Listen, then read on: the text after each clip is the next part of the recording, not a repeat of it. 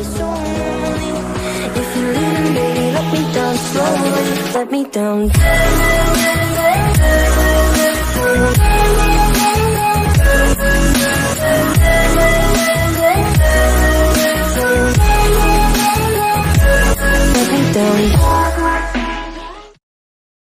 Itu seperti alkimia adalah monster binatang, tidak mungkin untuk menggunakannya dengan mudah kecuali dipaksa melakukannya. Setelah bola naga dikorbankan, itu bukan musuh atau kematian bahwa saya akan mati, itu putus asa, trik. Sejak Yangke dipromosikan menjadi naga dan mendapatkan bola naganya sendiri, dia telah mengorbankan bola naga untuk bertarung beberapa kali dan setiap kali dia mengonsumsinya, dan kali ini sama. Setelah memukul bola naga, Yangke bisa hampir tidak memelihara naga. Tubuhnya dengan cepat berubah menjadi bentuk manusia, wajahnya sangat pucat dan seluruh sosok itu tampaknya telah dilubangi. Terutama kekuatan pembuluh darah naga. Meskipun dia dalam bentuk manusia, kekuatan pembuluh darah naga dapat diaktifkan kapan saja. Namun sekarang kekuatan pembuluh darah naga dalam daging hampir diam. Dan di bawah tampilan dalam bola naga juga berwarna abu-abu, bukan lagi cahaya keemasan sebelumnya. Tampaknya perlu waktu lama untuk berkultivasi sebelum kekuatan pembuluh darah naga dapat dipulihkan. Sebelum itu, semua metode yang berhubungan dengan kekuatan pembuluh darah naga sulit untuk ditampilkan. Menginstruksikan Ada untuk pergi dan membantu AR. Yangke secara acak memasukkan pil pemulihan ke perutnya, lalu berbalik dan membunyinya di tempat dia tidak kembali. Garis pertahanan klan Tinta telah lama punah dengan lubang. Setiap posisi di medan perang adalah situasi di mana ras manusia memiliki keuntungan besar. Di bawah kecemerlangan teknik rahasia dan harta sebagian besar klan Tinta layu, kemenangan umat manusia telah ditetapkan dan yang kurang sekarang hanyalah waktu untuk menyelesaikan perang ini. Dalam sekejap Yangke melewati garis pertahanan dua suku manusia dan Tinta dan langsung jatuh ke celah yang tidak bisa kembali. Ketika hukum ruang naik turun, sosoknya tiba-tiba berfluktuasi dan dia pergi kemana-mana tanpa kembali ke jalur. Di mana-mana sebagian besar sarang Tinta dihancurkan. Awalnya ketika ada air masuk dari wilayah udara, mereka menyebabkan kerusakan skala besar pada sarang Tinta yang tidak kembali. Namun karena banyaknya sarang Tinta, klan Tinta masih ada banyak yang tersisa. Mengikuti tindakan Yangke, semua sarang Tinta yang masih hidup telah dihancurkan. Jika ada Raja Semu yang menjaga tempat ini, mungkin ada bisa menghentikannya satu atau dua.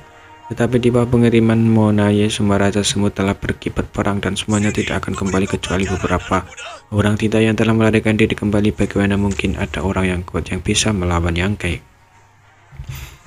Sebelum dan sesudah itu hanya sebatang dupa. Itu akan menjadi keberantakan jika Anda tidak kembali ke Bea Cukai. Semua orang Tinta, apakah itu Raja Master, Master Domain atau level Tuan, dihancurkan dan tidak ada apa-apanya. Tetap bahkan mereka yang melarikan diri, orang-orangmu juga terbunuh dan terluka. Yangke terus berlari dan menghilang di suatu tempat di medan perang. Monaye dan Mi Jinglun masih dalam konfrontasi terus-menerus. Adegan ini sangat tidak menguntungkan bagi Monaye. Menurut alasan, promosi Monaye menjadi raja membutuhkan waktu ratusan tahun di pagi hari dibandingkan dengan promosi Mi Jinglun ke peringkat ke-9. Dan latar belakangnya harus lebih kuat beberapa, tetapi sebenarnya dia benar-benar ditekan oleh Mi Jinglun. Situasi seperti ini akan terjadi tentu saja karena berbagai perubahan besar di medan perang yang menyebabkan Monaye merasa tidak nyaman. Terutama letusan mendadak Yangke dan kematian Dewa Raksasa Hitam dalam pertempuran, semua berdampak besar padanya. Seperti Mi Jinglun, orang tua yang berbahaya dan licik secara alami dapat memanfaatkan peluang dengan baik, menciptakan dan memperluas sedikit keuntungan dan secara bertahap membentuk situasi saat ini. Tentu saja dengan basis kultivasi Mi Jinglun saat ini, bahkan jika dia berada di atas angin, tidak mudah untuk membunuh Monaye. Bahkan dia harus sangat berhati-hati untuk menghindari serangan balik Monaye. Ini adalah pertempuran yang kuat dan siapapun Ruam dapat menyebabkan perubahan hasil. Jadi Mi Jinglun tidak berani gegabah. Sejak konfrontasi dia telah berjuang dengan mantap dan tidak pernah serakah untuk kemajuan yang berjasa. Namun pada saat tertentu serangannya tiba-tiba menjadi ganas. Pada siang sama, Monaye dengan tajam memahami salah satu kelemahannya. Setelah beberapa saat ragu, sosoknya yang membusuk tiba-tiba bergegas ke depan, mengambil keuntungan dari celah teknik rahasia Mi Jinglun. Dia meledak dengan pukulan. Mi Jinglun tiba-tiba menunjukkan kepanikan di wajahnya. Dia secara naluriah ingin melawan, tetapi sudah terlambat. Melihat pukulan ini, dia akan memukul kepala Mi Jinglun, tetapi tubuh Monaye tiba-tiba menjadi keras dan membeku di tempat, seolah-olah dia telah membaca mantra tubuh. Tinjunya berjarak dari satu kaki dari Mi Chenglun, dan tinju yang kejam menyerang bagian lawan dan membunuhnya, dan wajahnya gemetar. Menghadapi ancaman kematian, kepanikan di mata Chenglun menghilang, digantikan oleh tatapan yang dalam. Tentu saja Munai mengiringi pada Mi Chenglun, tapi bukan ini yang dia katakan padanya. Di belakang Munai, Sok Yangke telah terungkap untuk menjadi beberapa waktu. Tombak cangklong jatuh ke tubuh Munai melewati dadanya. Di atas tombak, kekuatan jalan tetap ada dan hukum yang naik turun memperkuat kekosongan. Meskipun kuat seperti Munai, sulit untuk melepaskan diri untuk sementara waktu. Tiga pria kuat dari dua ras manusia dan tinta diatur dalam garis lurus dalam kehampaan. Yangke di belakang, Munai di tengah, dan Mi Chenglun di depan. Terdiam beberapa saat. Setelah beberapa lama, Mi Chenglun berkata, "Kamu lihat, itu adalah tipuan untuk memikat musuh. Ini bukan masalah tapi fakta." Yangke tidak kembali ke celah ketika dia bergegas untuk mengirim suara kepadanya. Jadi dia tiba-tiba mengungkapkan cacat, yaitu untuk menarik Munai untuk menyerang dan kemudian menciptakan kondisi yang menguntungkan untuk serangan diam-diam Yangke. Semuanya berjalan lancar dan serangan menyelinap Yangke juga sangat sukses. "Jadi apa yang kamu lihat?" Senyum pahit muncul di sudut Munai. Mata Chenglun berkedip dan dia sedikit mengangguk. "Ya, kamu tidak punya pilihan. Bahkan jika dia melihat bahwa itu adalah trik untuk memikat musuh, Munai hanya bisa bergerak, berharap untuk melakukan atau membunuh Mi Chenglun sebelum diserang. Dengan cara ini, bahkan jika dia mati di sini, itu tidak akan kalah. Tentu saja dia juga dapat memilih untuk menghindari serangan diam-diam Yangke, tetapi Yangke dan Mi Chenglun harus bergabung untuk menyerangnya, dan itu akan sulit untuk dilawan. Jadi dia tidak punya pilihan sama sekali. Yang ke-14 Kaisar Agung. Dibandingkan dengan pada 10 Kaisar Agung di masa lalu, sekarang ada 4 lagi. Ini tidak diragukan lagi karena kontribusi 3 dunia dengan peningkatan jumlah Kaisar Agung dan kematian Wahyu Surga dan Bulu Es. Itu telah memberi 2 bintang yang lain naik daun. Kesempatan ini untuk naik ke tingkat Kaisar Agung atau Great Emperor. Dari 14 Kaisar Agung, beberapa belum kembali dari dunia luar, beberapa berkultivasi dalam pengasingan, dan mereka yang merasakan gangguan sudah berkumpul di sini. Dari 2 yang datang kemudian, satu berjudul Langit Merah, sedangkan yang lain berjudul Angin Guntur. Keduanya adalah murid yang dibesarkan oleh Cave Heaven Paradise, tetapi dalam hal latar belakang keduanya lahir dan dibesarkan di batas bintang. Karena mereka berdua tidak lama berkultivasi, mereka saat ini hanya berada di Open Heaven urutan ke-7. Namun Zhan Wuhen dan yang lainnya sama sekali tidak meremehkan keduanya, karena keduanya telah langsung menembus urutan ke-7 dan memiliki peluang untuk mencapai Orde ke-9. Selain itu, dengan status mereka sebagai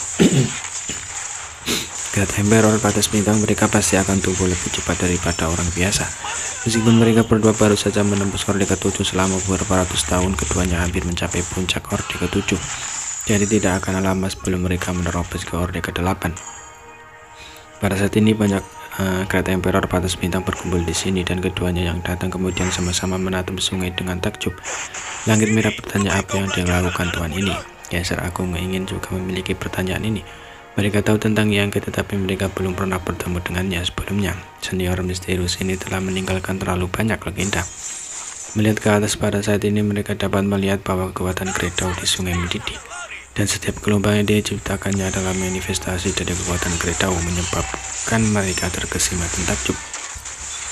Ekspresi Tuan Honseng menjadi seru saat dia menggelengkan kepalanya. "Aku tidak tahu." Langit Merah langsung terkejut, bahkan Master berpengalaman dan berpengetahuan ini tidak tahu tentang ini. Tampaknya situasi di sana bukan masalah kecil. Yao Jun berkata dengan lemah, "Meskipun aku tidak tahu apa yang dia lakukan, itu jelas masalah besar." Zhan Wuhen meliriknya dengan ekspresi seolah mengatakan dia berbicara omong kosong.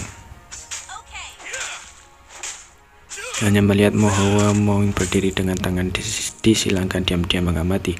Semua orang terdiam. Gangguan di sisi lain menjadi lebih intens dan kekuatan Great Dao menjadi lebih kaya. Yang tidak hanya menggunakan Great Dao-nya sendiri, tetapi semua orang juga melihatnya mengeluarkan sesuatu seperti aliran kecil dari suatu tempat dan menuangkannya ke sungai ruang waktu. Pada awalnya semua orang tidak terlalu memperhatikannya, tetapi setelah hati-hati memeriksa aliran kecil ini, mereka semua sangat terkejut. Aliran kecil ini sebenarnya adalah manifestasi dari kekuatan Great Dao dan sangat murni. Untuk sementara waktu, semua orang tidak dapat menahan diri untuk bertanya-tanya bagaimana satu orang dapat memahami begitu banyak kekuatan Great Dao dan mengolah setiap Great Dao ke tingkat yang sangat tinggi. 1 jam kemudian, saat aliran kecil mengalir, sungai ruang waktu mulai bergetar, sama seperti semua orang khawatir bahwa Yangke akan kehilangan kekuatannya. Sebuah teriakan tiba-tiba terdengar buka. Pada saat berikutnya, ruang di sekitar mereka tiba-tiba terdistorsi dan area melingkar dalam bentuk sungai ruang waktu tiba-tiba runtuh. Besaran